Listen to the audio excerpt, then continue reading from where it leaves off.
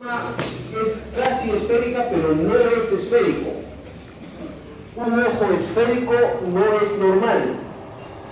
Y claro, un ojo esférico no es normal. El ojo es casi esférico, pero no es esférico. Es prácticamente un elipsoide. Su mayor diámetro es su diámetro antero-posterior. ¿Cuánto debe medir normalmente el diámetro antero-posterior del ojo? Ahí está, 24-25 milímetros. ¿Estamos de acuerdo? Si mide más de 25 milímetros, ese ojo es miope. Miope. Si mide menos de 24 milímetros, ese ojo es hipermétrope. ¿Diciendo claro? El ojo miope, su diámetro antero-posterior mide más de 25 milímetros en el ojo miope. En el ojo hipermétrope, el diámetro mide menos de 24 milímetros. ¿Diciendo claro? Muy bien. El eje transversal es 23-24 milímetros. O sea, un ojo esférico, ¿qué tipo de ojo sería?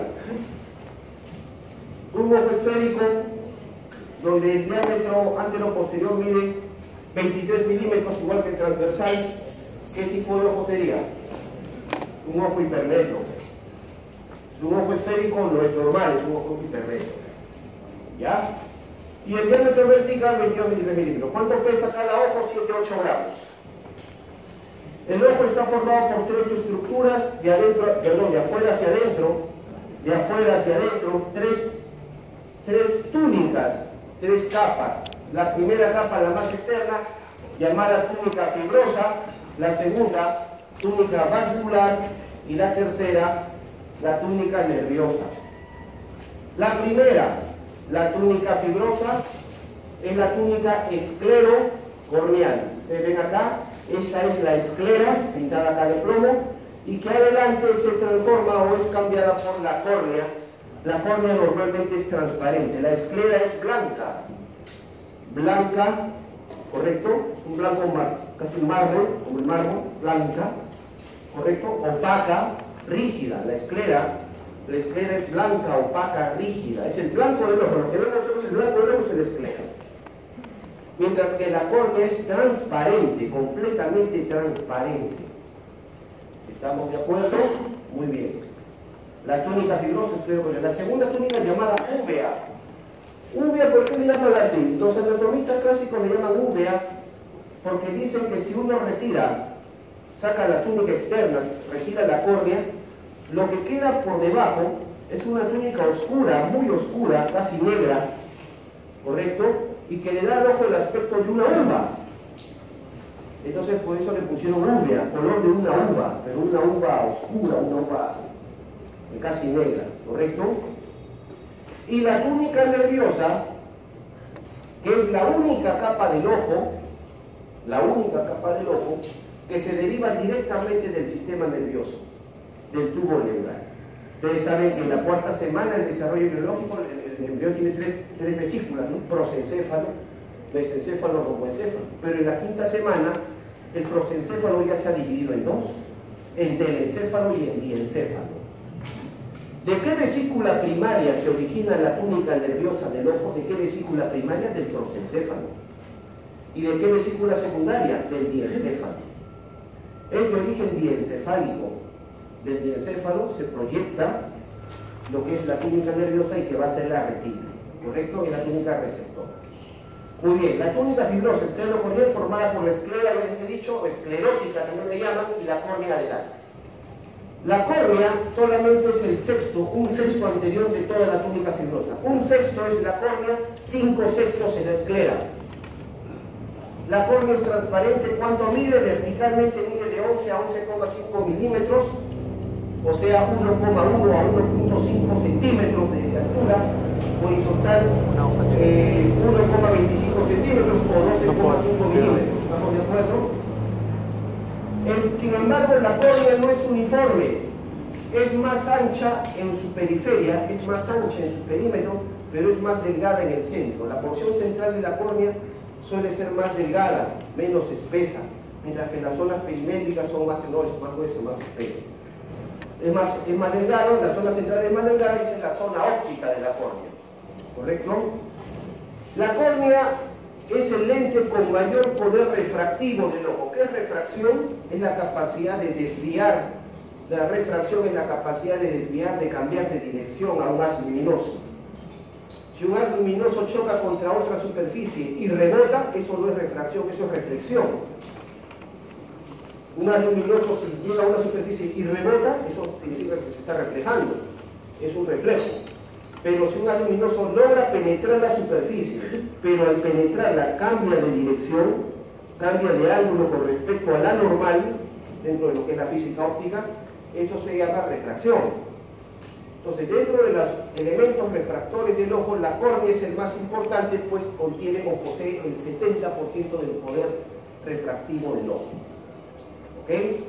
Ahí está la córnea, más, digamos, su diámetro, su espesor central es 0,52, su espesor periférico 0,65. ¿Ven? Para demostrarles, simplemente, no es necesario que se aprendan esos números, simplemente para demostrarles que la porción central es más delgada, es conocida como la zona óptica. La córnea está formada por 6 capas. Hasta hace 2 años se decían 5 capas. A partir del año pasado se dicen 6 capas. ¿Correcto? ¿Cuáles son las 6 capas de la córnea? De la más externa, de la que está en contacto con el medio ambiente, a la más interna. Epitelio, la más superficial, luego sigue la cápsula de Bowman, luego el estroma.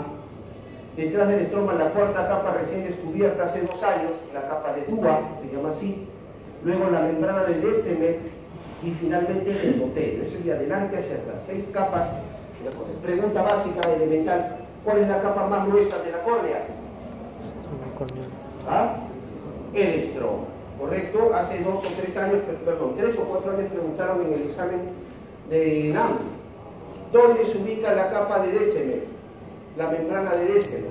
Ponían alternativas: córnea, retina, esclera, cúbito, radio. ¿Cuál era la respuesta? ¿Dónde está la membrana de Descemet? En la córnea, no lo olvides. Porque la membrana de Descemet es precisamente donde se van a alojar algunas sustancias o va a cambiar de color en algunas enfermedades. ¿Ok? Muy bien, no lo olvides. La córnea entonces está unida a la esclera. La córnea está unida a la esclera a través de un límite que se llama el limbo. Limbo esclerocorneal. Y la córnea característicamente carece de vasos sanguíneos. La córnea no tiene vasos sanguíneos, pero tampoco tiene linfáticos. ¿Correcto? Sin embargo, está ricamente inervada. Tiene alta capacidad sensitiva. Usted toca la córnea y automáticamente siente. Pero esa vascular se nutre, por un lado, por la capa lacrimal, que está, ¿se acuerdan la película lacrimal por delante? Y por detrás por el humor acuoso. De ahí se nutre, pero es avascular. Pero sí tiene inervación por los nervios ciliares largos, ramas del quinto uno. En su cara posterior, en la cara posterior de la córnea, ven ustedes que a nivel de la periferia, de la córnea por detrás, en la parte periférica, en los extremos, en los lados de la córnea, vemos numerosos orificios, pequeños huequitos, miles de huequitos, ¿sí o no? Esos se llaman los orificios de Fontana. Orificios de Fontana que van a drenar hacia este conducto que ven acá, un conducto que circula alrededor de la córnea. Es un conducto que circula alrededor de la córnea, este conducto acá, que se llama el seno venoso de la esclera o conducto de Schleben. ¿Ok? ¿Cuál es la importancia de estos dos elementos? Que ahí se drena, ahí se reabsorbe el humor acuoso. El humor acuoso se reabsorbe allí. No se produce, se reabsorbe y es devuelto al torrente venoso. Existe una enfermedad que se denomina el glaucoma. ¿Han escuchado hablar del glaucoma? Que es una enfermedad que está asociada al aumento de presión dentro del ojo, aumento de la presión intraocular. Y una de las características más comunes o el glaucoma, el tipo de glaucoma más frecuente, porque hay diferentes tipos de glaucoma, eso les van a enseñar en oftalmología, pero dentro de lo básico, el tipo de glaucoma más frecuente es aquel en que el humor acuoso no puede ser reabsorbido a este nivel. ¿Estamos de acuerdo? No puede ser reabsorbido, hay una falla a nivel de esta zona, ¿correcto? Y eso aumenta la cantidad de humor acuoso en el ojo y eso aumenta la presión intraocular. ¿Se entiende la idea?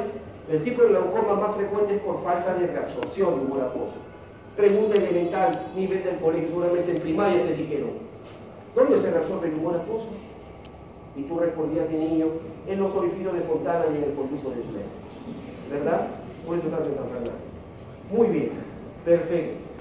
No lo olvides. La esclera son los 5/6, es la túnica, digamos, fibrosa, blanquecina, es la que mantiene la forma al ojo, es como quien dice el exoesqueleto del ojo.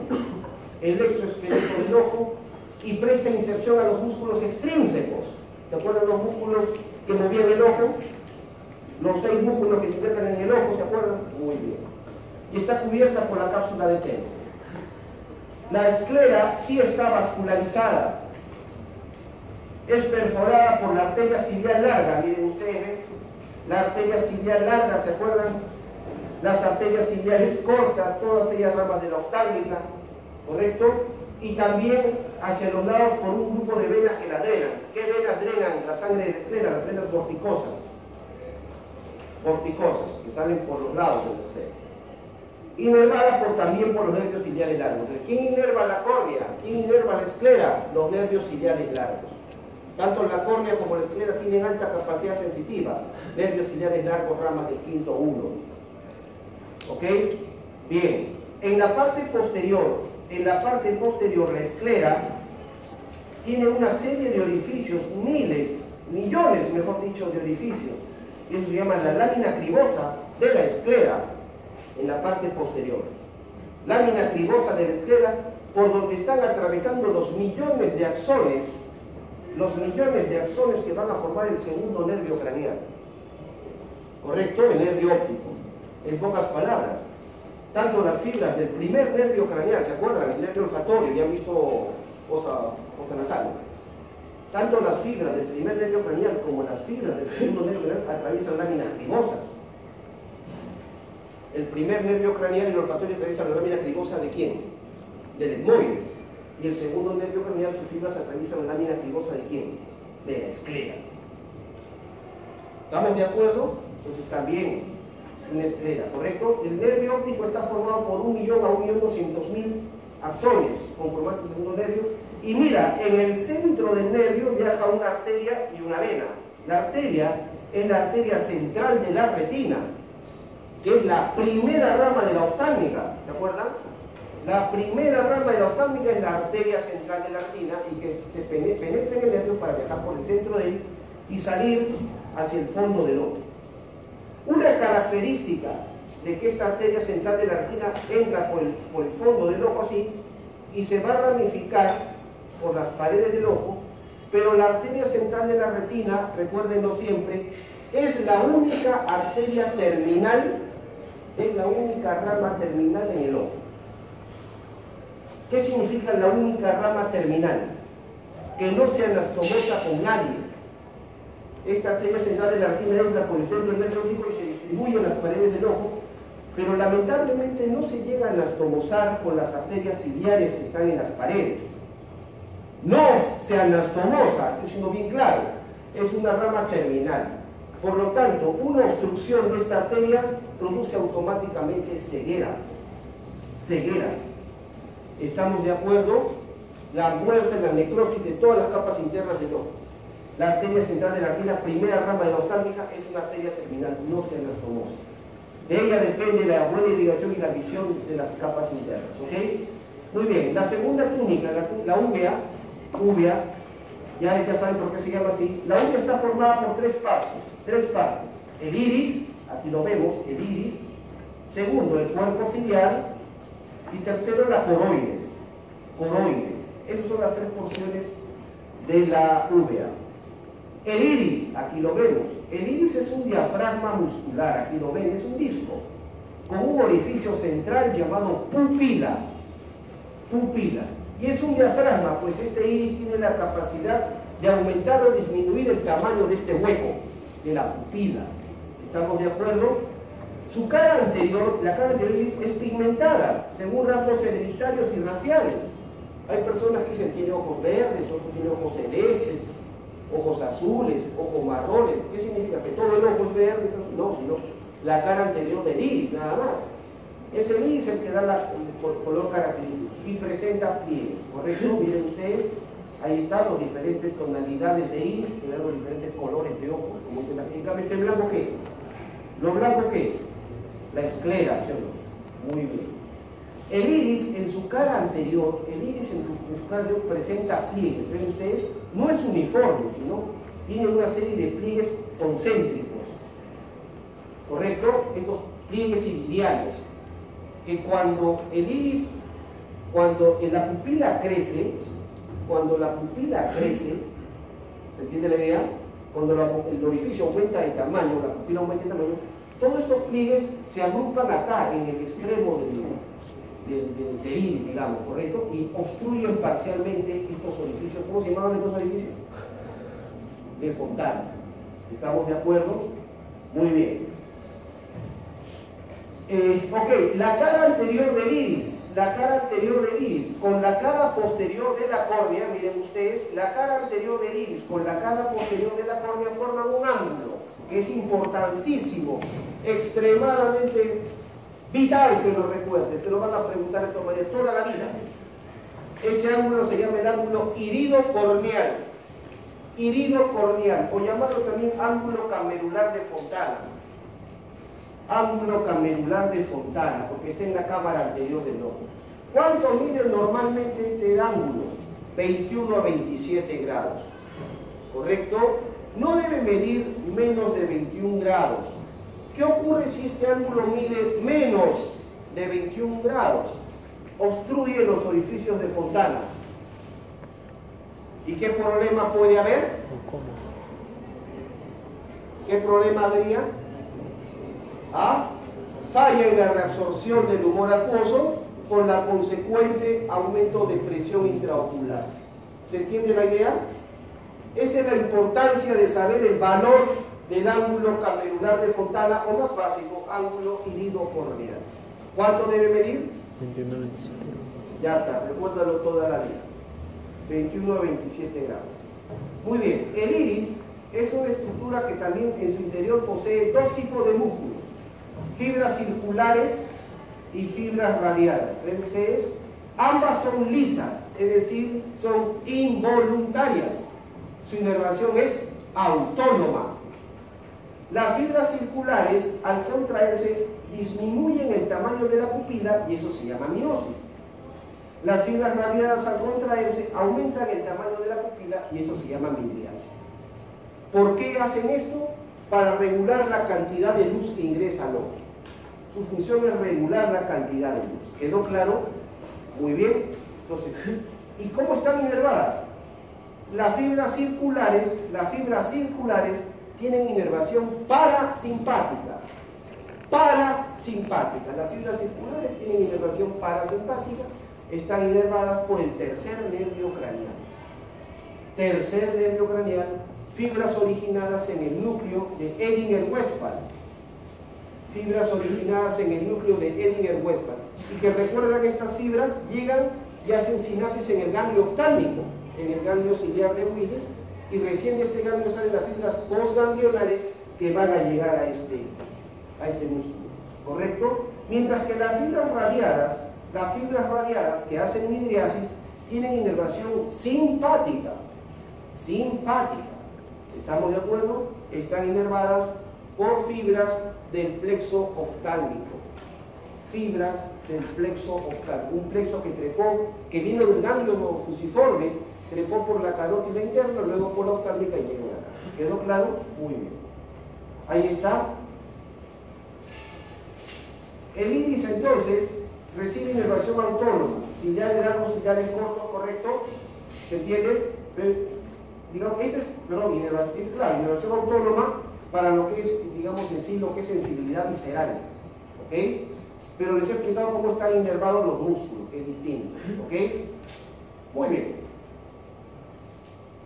El cuerpo ciliar, el siguiente componente de la uvea, el cuerpo ciliar tiene dos partes: el proceso ciliar y el músculo ciliar. Muy bien. El proceso ciliar es estas formaciones que ven acá. Estas estructuras así como racimos, Esto es el proceso ciliar. Proceso ciliar. Y esto de acá es el músculo ciliar. Todo esto es el cuerpo ciliar. Cuerpo ciliar. Este es proceso ciliar, músculo ciliar. El proceso ciliar son 70-80 formaciones, que ves acá, 70-80 formaciones, que se encargan de la producción, la síntesis, la formación del humor acuoso. Aquí se produce el humor acuoso. Ya saben dónde se reabsorbe. Ahora pues aquí se produce el humor acuoso, en los procesos ciliares. Entonces observa lo siguiente. Acá está el iris, ¿cierto? El humor acuoso, ¿dónde se produce? ¿Delante o detrás del iris? ¿Dónde se produce el humor acuoso? ¿Delante o detrás del iris? Detrás del iris. ¿Y dónde se reabsorbe? Delante del iris, ¿verdad? Por lo tanto, el humor acuoso, ¿cómo pasa de aquí hacia adelante? A través de la pupila. El humor acuoso circula a través de la pupila, de atrás hacia adelante. Producido en los procesos ciliares, circula a través de la pupila y termina siendo reabsorbido en el ángulo iridocorneal. ¿Correcto? ¿A qué velocidad es producido el humor acuoso? 2,5 microlitros por minuto. ¿Ya? Importante, procesos ciliares. Muy bien. El músculo ciliar, acá está. El músculo ciliar, conjunto de fibras meridionales y circulares que actúan sobre el cristalino. Este es el famoso cristalino, el lente, el cristalino.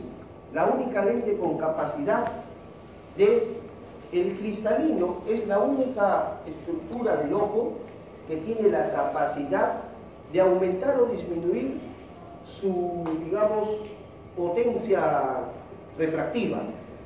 ¿Estamos de acuerdo? Su potencia refractiva. Porque el cristalino, mira, ¿qué forma tiene el cristalino? Es una lente biconvexa. Biconvexa. Pero el cristalino se puede aplanar o se puede ensanchar más. ¿Estamos de acuerdo? ¿Y gracias a quién? A los músculos ciliares. Y esa capacidad del cristalino para aplanarse o ensancharse se denomina acomodación. Se denomina acomodación. Cuando tú escuches en oftalmología el término acomodación visual, es la capacidad del cristalino de aplanarse o ensancharse. ¿Quedó claro? Muy bien. Y es porque los músculos ciliares actúan sobre el cristalino, pero pregunto, ¿los músculos ciliares se insertan directamente sobre el cristalino? No, sino por un grupo de fibras. ¿Ves estas fibras? Estas fibras se denominan la sólula de zinc. Sólula de zinc, o fibras solulares, nada más. ¿Correcto? Muy bien. Entonces, ahí lo tienen, la sólula de zinc. Entonces, ¿cómo actúa esto? Anota porque te pregunta el examen de todas maneras. Cuando el cristalino, cuando el músculo ciliar, vamos a verlo acá, cuando el músculo ciliar se contrae, los ligamentos suspensorios, es decir, la sólula de zinc, se relaja y el cristalino aumenta su espesor. El cristalino se abomba. Esto sirve para la visión cercana. Para mirar de cerca, el cristalino tiene que abombarse, tiene que aumentar su diámetro antero-posterior. Y esto se da por contracción de los músculos ciliares. Esto es para poder mirar de cerca. Al revés, para poder mirar de lejos, el cristalino se aplana. Y se aplana por relajación de los músculos ciliares. ¿Quedó claro? ¿Se entendió? Bien. Y aquí entonces se colige fácilmente que hay una afectación común en las personas relativamente mayores, que es la presbicia. ¿Han escuchado hablar de la presbicia? La palabra presbicia significa literalmente envejecimiento del ojo. El ojo ya se va haciendo, digamos, mayor, por decirlo así. ¿Estamos de acuerdo? La presbicia se caracteriza por la incapacidad de contraer el músculo ciliar. El músculo ciliar pierde su capacidad de contracción y por lo tanto estas personas tendrán dificultad para ver de dónde, de cerca o de lejos. Cerca. Para ver de cerca. Entonces ustedes van viendo que una persona conforme aumenta la edad, una vez va viendo así.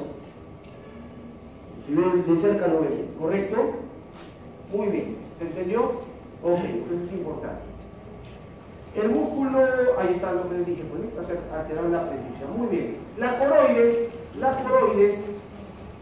Aquí está la última capa de la uvea, rica en vasos sanguíneos, es la capa más vascularizada. La coroides es la capa más vascularizada, no lo olviden. Y además es marcadamente pigmentada. Ustedes cortan un ojo, abren un ojo en la práctica, ven el ojo, y adentro se ve negro. Dentro del ojo es completamente negro. Ese negro del interior del ojo es debido a la coroides. La coroides por fuera se ve blanco, pero por dentro se ve negro. El negro interior que tiene el ojo es por la coroides, altamente pigmentada. ¿Y por qué tiene que ser negro el ojo en el interior? Porque el negro es el color dentro de la escala de longitudes de onda, es el color que absorbe todos los rayos luminosos. Entonces el ojo tiene que ser negro en el interior para que los rayos luminosos que ingresen no reflejen, porque imagínate, reflejarían dentro del ojo y mirarías un montón de imágenes. ¿Estamos de acuerdo? Entonces, para que todos los rayos luminosos ingresen y sean captados por el ojo. ¿Se entiende la idea? Muy bien. La coroides está vascularizada con las arterias, ya les he dicho, ciliares largas, ciliares cortas, drenados por las venas vorticosas, inervados por los nervios ciliares cortos.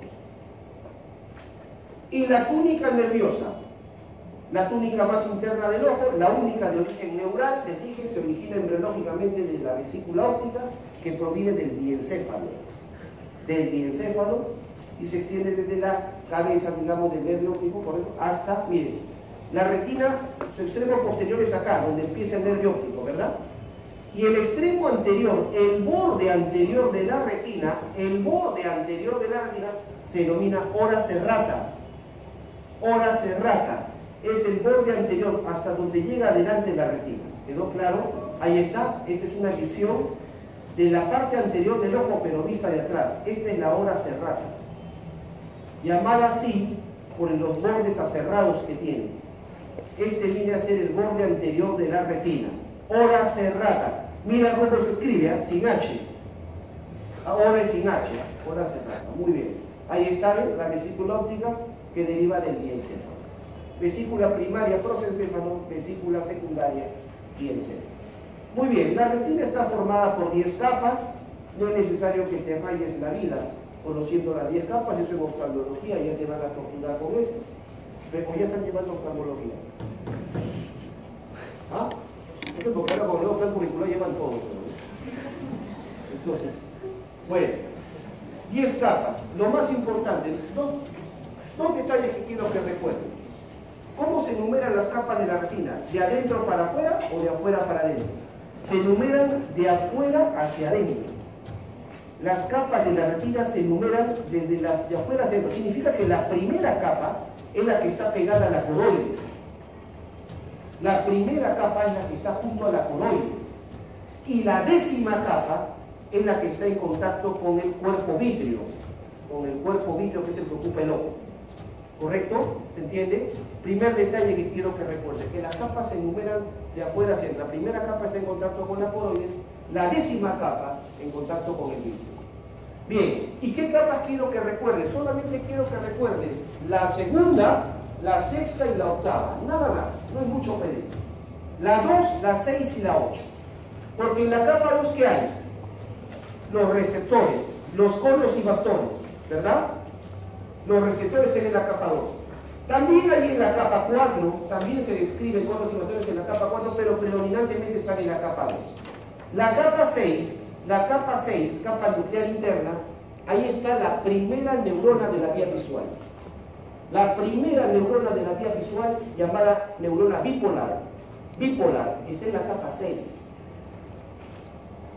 Y la capa 8, en la capa 8 está la segunda neurona de la vía visual. La segunda neurona, las neuronas ganglionales. ¿Quedó claro? Por lo tanto, las dos primeras neuronas de la vía visual están en la retina. En la capa 6, neuronas bipolares, y en la 8, ganglionales. ¿Quedó claro? En cuanto a los conos y bastones, básicamente deben recordar, ya seguramente lo han enseñado en fisiología, los conos se encargan de la visión en ambientes luminosos, en ambientes que están iluminados, o simplemente dicen para la visión diurna, para la visión de día, y además captan colores. ¿Estamos de acuerdo? Bien. Los bastones que son mucho más abundantes, Los bastones se encargan de la visión en ambientes oscuros, o dicen visión nocturna, pero también se encargan de percibir la forma de los objetos y percibir el movimiento. Cuando tú observas algo que se mueve, estás percibiéndolo con los bastones, el movimiento y la forma de los objetos. ¿Quedó claro? Muy bien. Ahí están las capas de la retina. Recuerda la capa 2, la capa 6 y la capa 8. Muy bien. En el fondo de la retina, ven ustedes acá, hay una zona depresiva, se llama la mácula lútea, que significa en castellano la mancha amarilla. La mancha amarilla que tiene una fovea central. Esta mancha amarilla, esta mácula lútea, contiene solamente conos, y es la que proporciona la agudeza visual. Cuando uno ve un objeto, digamos, sobre otros objetos, uno tiene una visión preferencial sobre un objeto y todo lo demás se ve borroso, ¿sí o no? Son los fenómenos de figura y fondo, ¿verdad? En lo que es percepción, figura o forma y fondo. Entonces, el objeto que resaltas en la visión es porque la imagen de ese objeto está impresionando sobre la mácula, ¿correcto? Y ahí solamente hay conos. Muy bien. A 3 o 4 milímetros en dirección medial de la mácula vamos a encontrar donde se origina el nervio óptico, y eso se llama papila o disco óptico. En esta zona no hay receptores porque aquí se origina la fibra del nervio óptico y por el centro ingresa, ¿eh? Ahí está. Esta es la mácula lútea, punto de máxima agudeza visual, la mácula lútea. La papila o disco óptico, punto ciego, conocido también como el punto ciego, porque aquí no hay receptor. Y por aquí están ingresando los vasos centrales de la retina. Muy bien. Un ojo normal se denomina ojo hemétrope. Un ojo hemétrope es normal. Por si acaso no voy a decir una persona, oye, el oftalmólogo me ha dicho que tengo un ojo hemétrope, está traumado. No, hemétrope es normal. Su diámetro mide 24 milímetros. Si es miope, mide más de 25, como les dije. Y si es hipermétrope, mide menos de 24, como ya les dije. Y finalmente, ¿cómo se divide el ojo? El segmento anterior y segmento posterior, miren ustedes, entre la córnea y el cristalino, entre córnea y cristalino, esto se llama segmento anterior. Y entre cristalino y retina, este es segmento posterior. ¿Ok? El segmento anterior del ojo es un quinto, el segmento posterior 4/5. Segmento anterior, córnea, y por detrás, cristalino, sólula de zinc, cuerpo ciliar. Y el segmento anterior está ocupado por humor acuoso. El segmento anterior se divide por el iris en dos cámaras, cámara anterior y cámara posterior, comunicadas por la pupila. ¿Correcto? ¿Cómo circula el humor acuoso? Ya lo hemos dicho. ¿Dónde se produce el humor acuoso? En los procesos ciliares. Y ahí ocupa la cámara posterior, de ahí sale por la pupila, sale a la cámara anterior, reabsorbido en los orificios de Fontana, al conducto de Schlenk y va a la vena epiescleral. ¿Correcto? ¿Se entiende? Bien drenado. El humor acuoso, el volumen circulante de 250 microlitros, se produce